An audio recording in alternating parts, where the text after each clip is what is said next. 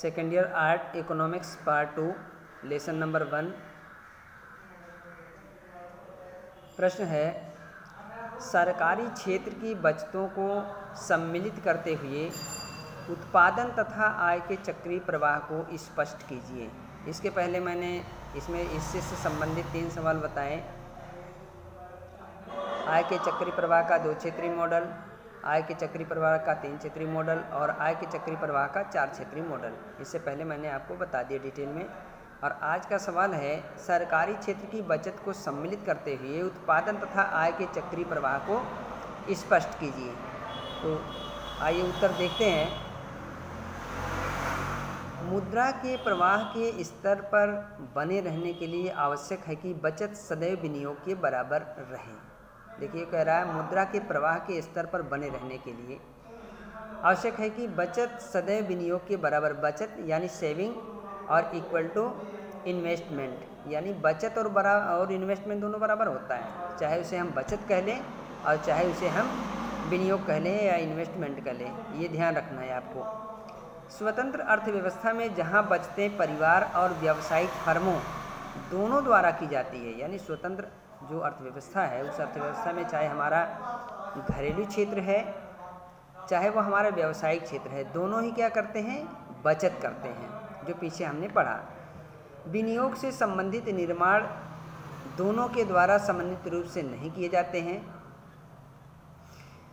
फलस्वरूप बचत और विनियोग में अंतर होता है। बचत और जो विनियोग, ये कह रहा है कि विनियोग से संबंधित निर्णय, जो विनियोग से संबंधित निर्णय है, यानी जो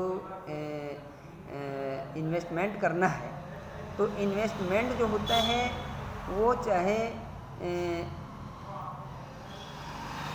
घरेलू क्षेत्र हो यानी हाउस होल्ड सेक्टर हो, चाहे वो बिजनेस सेक्टर, दोनों में क्या कह रहा है कि समन्वित रूप से नहीं लिए जाते हैं, यानी दोनों जो है एक जैसे बचत नहीं करते हैं।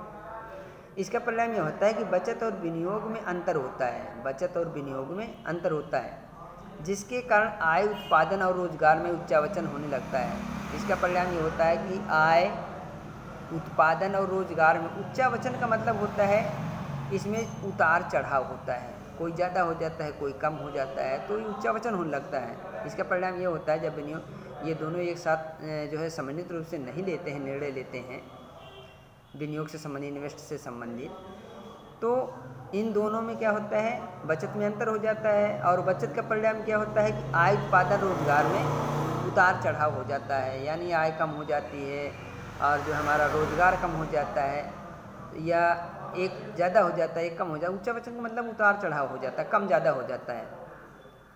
ऐसी दशा में सरकार आर्थिक क्रियाओं में हस्तक्षेप करती है। इस कंडीशन में सरकार क्या करती है, आर्थिक क्रियाओं में जो है इंटरफेयर करती है, हस्तक्षेप करती है, थोड़ा कंट्रोल करती है, ताकि आय, उत्पादन, रोजगार जो है अपने उच्च स्तर को प्राप्त किया जा सके।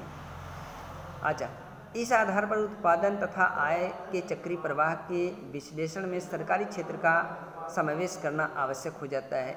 तो इसमें देखिए क्या है, सरकारी आय के अनेक स्रोत हैं। जो सरकारी आय होती है, सरकारी गवर्नमेंट की इनकम होती है, उसके कई स्रोत हैं, लेकिन इसमें 2 स्रोत जो हैं, एक तो व्यक्तिगत जो है कर है, इंडिविजुअल टैक्स है, और एक है व्यावसायिक फर्मों पर कर, यानी जो व्यावसायिक फर्में हैं, बिजनेस सेक्टर है, उस पर जो लगाया गया कर है, इनडायरेक्ट टैक्स होता है। तो 2 प्रकार सरकार की आय के 2 स्रोत होते हैं, किंतु इसमें जो कर है, टैक्स है, वो मेन स्रोत होता है सरकार की आय का।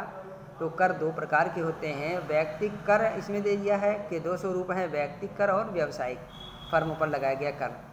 तो इसके जो सूत्र है, सरकारी आय यानी सरकार को आय कहाँ कहाँ से प्राप्त हो रही है, सरकार की आय के क्या स्रोत हैं, इस आधार पर अगर हम देखें तो सूत्र इसमें दिया है T = T1 + T2। तो T क्या है, सरकार के करों द्वारा प्राप्त आय है, सरकार को जो आय प्राप्त हो रही है। T टैक्स, जो सरकार को करों से आय प्राप्त हो रही है तो टैक्स हो गया। और T1 क्या है, व्यक्तिगत करों द्वारा प्राप्त आय, और T2 है व्यावसायिक फर्मों द्वारा प्राप्त आय। तो ये देखिए सरकार की आय के स्रोत हो गए। सरकार के पास जो है टैक्स के रूप में या कर के रूप में क्या हो रहा है, व्यक्तिगत करों से प्राप्त हो रहा है, और एक व्यावसायिक फर्मों से प्राप्त हो रहा है। दूसरा इसमें देखेंगे सरकार कहाँ कहाँ पर किन मदों में इसे व्यय कर रही है। एक तो सरकार का आय हो गया, दूसरा सरकार व्यय कहाँ कर रही है हम देखेंगे। सरकार व्यय देखेंगे, जिसका स्रोत आप देख लीजिए, सूत्र देख लिए, G = G+G1 + G2 + G3 + G4, तो इसका भी डिटेल में देख लेते हैं। जी बराबर क्या हो गया, करों से प्राप्त सरकार आय को सरकार द्वारा विभिन्न मदों पर व्यय, यानी पहले तो सरकार की आय हो गई, विभिन्न क्षेत्रों से आय मिल रही है, अब सरकार कहाँ कहाँ पर व्यय कर रही है। तो जी क्या हो गया, जी का मतलब हो गया व्यय, गवर्नमेंट व्यय कहाँ कर रही है, करों से प्राप्त आय को सरकार द्वारा विभिन्न मदों पर व्यय। जी का मतलब हो गया कि जो कर से आय प्राप्त हो रही है वो विभिन्न मदों में व्यय कर रही है, जी का मतलब व्यय हो गया। जीवन क्या है, परिवार क्षेत्र से प्राप्त सेवाओं के बदले मुद्रा के रूप में किया गया भुगतान, यानी जीवन क्या है, परिवार क्षेत्र से यानी हाउस होल्ड सेक्टर से जो लोग हैं जो सेवाएं सरकार को दे रहे हैं, उस सेवाओं के बदले में सरकार क्या दे रही है, उन्हें मुद्रा दे रही है, यानी विभिन्न प्रकार का उनको प्रतिफल दे रही है, पारिश्रमिक दे रही है, यानी कुछ पैसे, कुछ जो व्यय है वो परिवार क्षेत्र की तरफ सरकार कर रही है अपनी आय में से। G2 क्या है, व्यावसायिक फर्मों द्वारा उत्पादित वस्तुओं को क्रय करने पर मुद्रा का भुगतान। जो व्यावसायिक वस्तुएं हैं, जो बिजनेस सेक्टर में वस्तुओं का प्रोडक्शन हो रहा है, उस प्रोडक्शन पे भी क्या हो रहा है, उन वस्तुओं पर भी सरकार जो है क्रय करने के बदले में मुद्रा व्यवसायिक क्षेत्र में भी दे रही, खर्च कर रही है। तीसरा इसमें है G3, परिवारों को अंतरण भुगतान।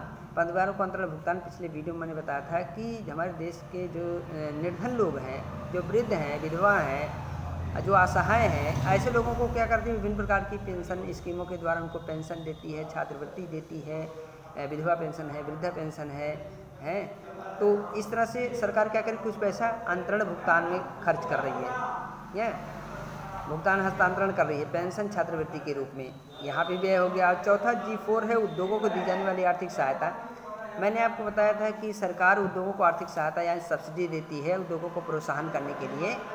तो ये चार, एक तो सरकार की आय हो गई और उसके बाद सरकार का व्यय, यानी सरकार 4 क्षेत्रों में व्यय कर रहा है, G1, G2, G3, G4, ये 4 जगह पर व्यय कर रही है। अब इसमें 2 महत्वपूर्ण बिंदु हैं, वो आपको जानना है। सरकार के कुल आय T हो गया हमारा, और तथा कुल व्यय G के असमान होने पर, यानी जो हमारा कुल आय है सरकार की और कुल व्यय है अगर असमान है, अगर आय और व्यय बराबर है तो कोई नहीं, जितनी आय उतनी व्यय हो रहा है, लेकिन अगर ये असमान होती है तो असमान होने पर 2 जो है बातें सामने निकल कर आती हैं। तो दोनों बातें हमको ध्यान से देखना है।